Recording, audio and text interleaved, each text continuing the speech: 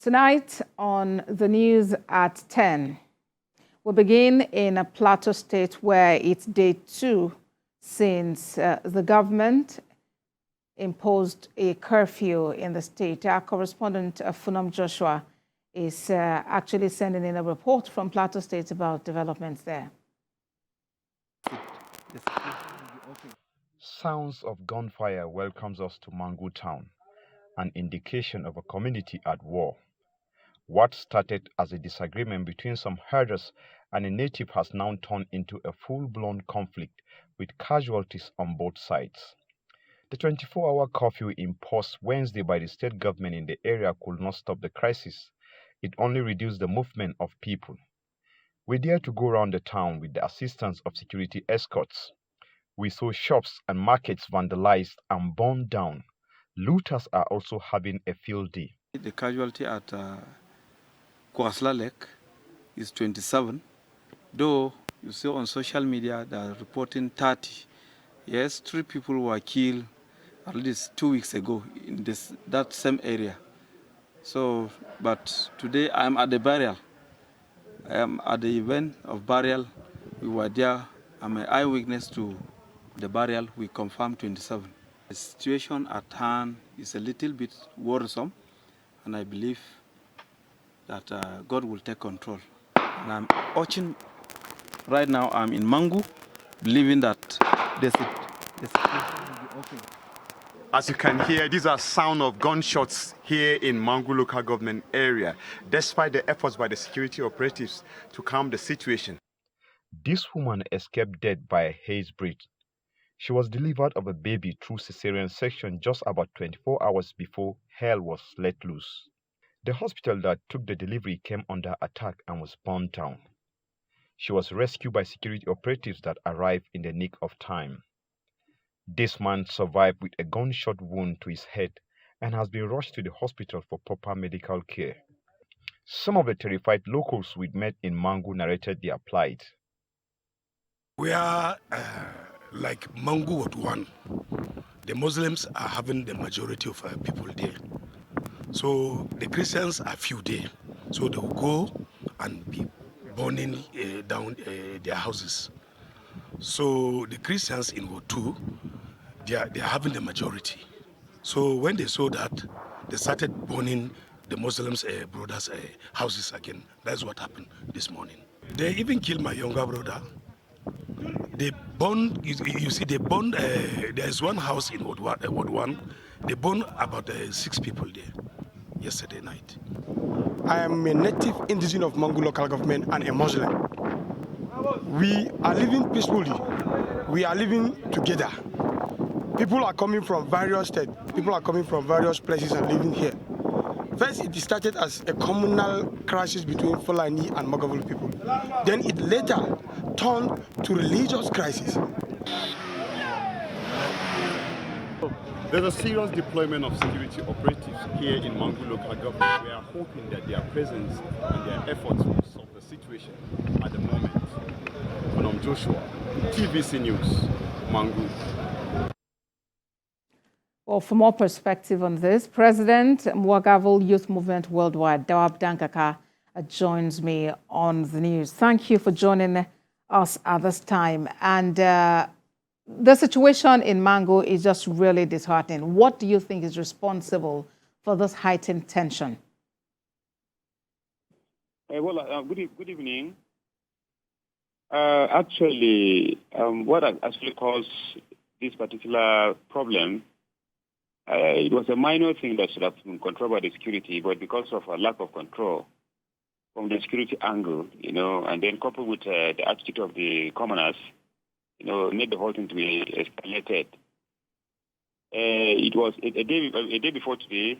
A young man was left the heart of the town, was going to a satellite village, community. They call it Sabangari, and then on his way, very close to the checkpoint, about 100 meters to the checkpoint, Fulani were crossing the road, so he had to stop so that the cows would cross. So from there, I think they exchanged words with the Fulani boys.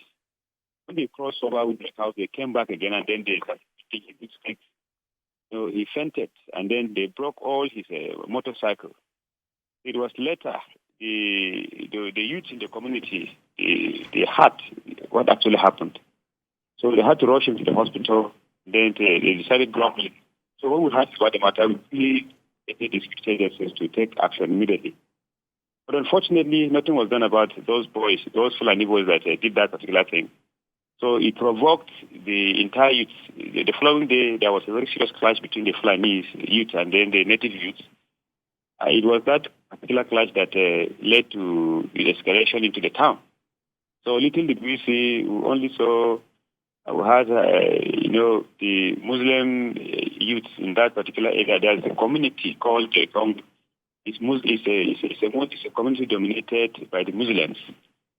So they started attacking the Christian community, whether you are a Mangu by tribe or you are a Christian, they will burn down your house. A lot of people were killed.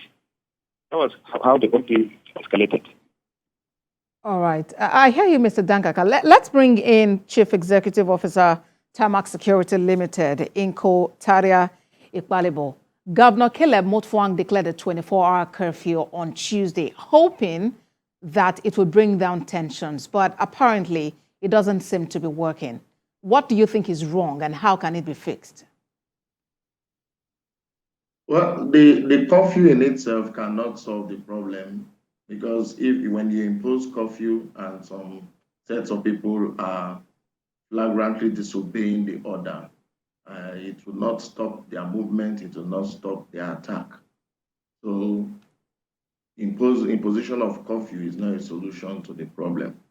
There's an age-long crisis that has not been resolved between the farmers and the herders. Now, at the slightest provocation, you see this crisis blossom into a full-blown warfare. So they are living together, the Muslims are living together with the Christians, but there are issues that have not been resolved, that is yet to be resolved. Now, let's talk about those issues and addressing them. Maybe I should take this to Mr. Dankaka. You are president of a youth movement. How can these issues be addressed? You know those people, you've interacted with them, you have heard their pains. What do you think can be done to assuage the challenges? You mean the challenge? Yes, please. No, but I didn't get it well, please. Yes, I'm asking about what you think can be done to calm tensions, because now Mr. Ekpalibo has mentioned that this is not something that a curfew could actually curb, that there's an age-long, there's an existing, crisis that needs to be handled from the local level. Yes, exactly. You're right. I think basically, forgiveness and patience. These are two serious issues. I mean, two serious,